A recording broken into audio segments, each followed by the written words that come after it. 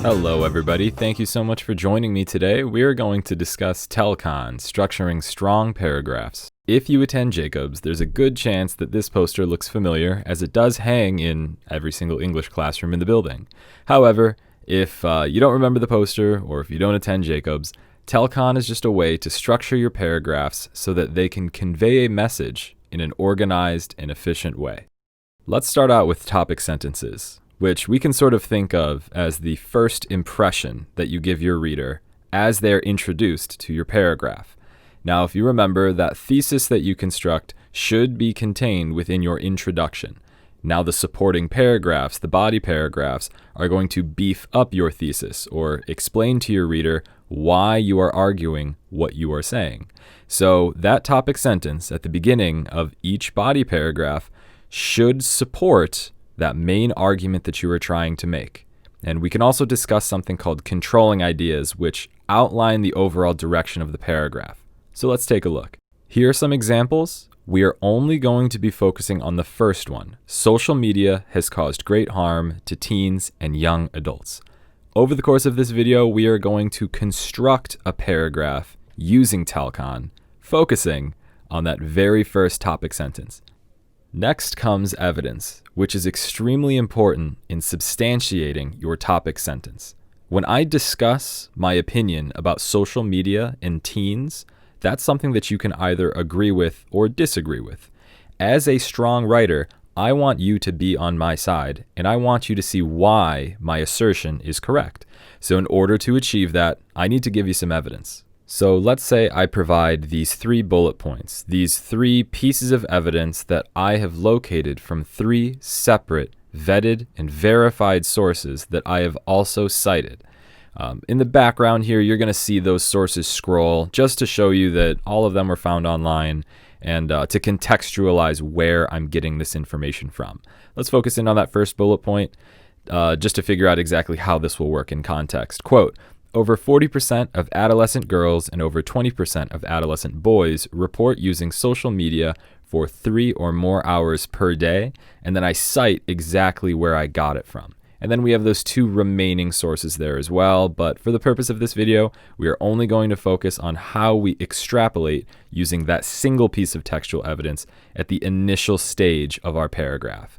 When you're doing this live, you'll want to use all of those pieces of support in order to really beef up that topic sentence that you've established. A topic sentence without any evidence is hollow, and evidence without a topic sentence is just a stray fact. But when we provide a link, we are able to show our reader exactly why we are giving specific facts and information in the first place in relation to that topic sentence, that controlling idea that we had first established at the beginning of the paragraph. So I take my 2 ingredients, my topic sentence and my evidence, and then I mix them together and I bring my paragraph to life through the link. So I'm going to read from here. In italics is going to be the topic sentence, and then underlined is the evidence that we had read in the previous slide. Social media has caused great harm to teens and young adults. Quote, over 40% of adolescent girls and over 20% of adolescent boys report using social media for 3 or more hours per day. With such a staggering amount of teens spending such a significant portion of their day on social media, we can reasonably assume that other tasks that arguably support a healthier state of being, studying, exercise, talking with friends and family, are deemed less valuable than time spent on social networks. Consider the average school day, roughly 6 to 8 hours spent on academic work, depending on different obligations and circumstances unique to each student. Should any website claim half the time of a typical school day? Moving further, what can be said of the time spent outside of school? Should these adolescents not be dedicating time towards other, more fruitful endeavors? The personal growth and advancement of that child should be a priority, and plenty can be done for improvement over the course of 3 hours in a day, 21 hours in a week, and 1,092 hours in a year, 45 and a half days. So I've got my topic sentence, I found some dynamite evidence, and I linked it all together. I'm done now, aren't I? No. A first draft is totally fine, but those first drafts are meant to be revised and revisited and reviewed. So with language, we want to try to look for where we can tighten up what we're trying to say. We want to make it sound better when the reader receives our message. So we need to go through a little bit of revision. Revision is tough and tedious, and to be quite honest with you, not many students enjoy this. So if you find yourself submitting your first drafts, you're not alone. But my recommendation, if you are looking for an honest way to improve your writing through revision, I suggest you check out that book that you see on your screen right here, The Elements of Style by William Stronk Jr. and E.B. White. It's short. It's only about 100 pages. Very concise, very clear, and it establishes a lot of very important pillars of mastering written language. Specifically English. So, I think this is a good one to go with if you are looking for some help, as it is relatively short. I know there's a good chance a lot of your English teachers were actually advised to refer to this style manual as they were attaining their English major in college, possibly in grad school, possibly in high school. So if you are looking for some help, I think this is a good one to start with. So let's say I sat down, I revised my writing, and this is what I ended up with for my second draft. Once again, italics, topic sentence, underline, evidence, yellow, revisions. Social media has caused great harm to teens and young adults. Over 40% of adolescent girls and over 20% of adolescent boys report using social media for 3 or more hours per day. A staggering amount of teens spend a significant portion of their day on social media.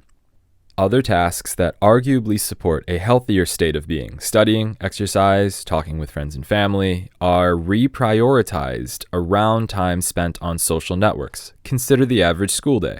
Roughly 6 to 8 hours spent on academic work, depending on different obligations and circumstances unique to each student.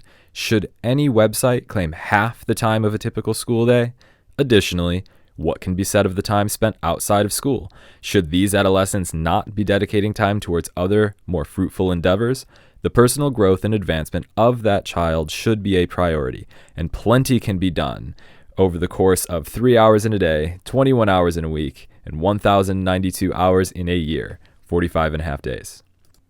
Notice it's not perfect. I don't really think that we should strive to have a final draft that we never want to revisit. But in my opinion, it is a little bit cleaner. It flows a little bit better than that first draft that you saw on the previous slide. This is revision. For the sake of time here, I don't want to reread the entire body that I've written here again, since I went through the exact same thing on the previous slide. However, let's go over the concluding sentence to try to hear how we wrap things up. A healthy society understands that its youth are an invaluable investment. Their education and general well-being should be considered essential pillars to promise prosperity for years to come. A single child throwing away 3 hours of their day to social media is detrimental.